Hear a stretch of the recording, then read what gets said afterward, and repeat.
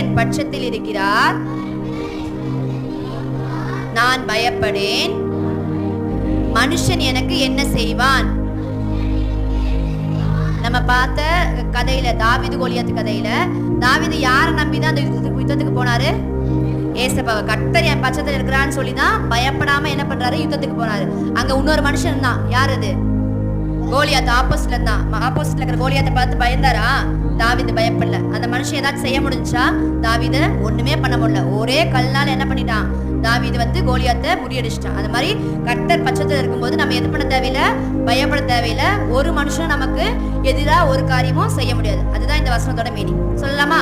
கர்த்தர் என் பட்சத்தில் இருக்கிறார், நான் பயப்படேன்.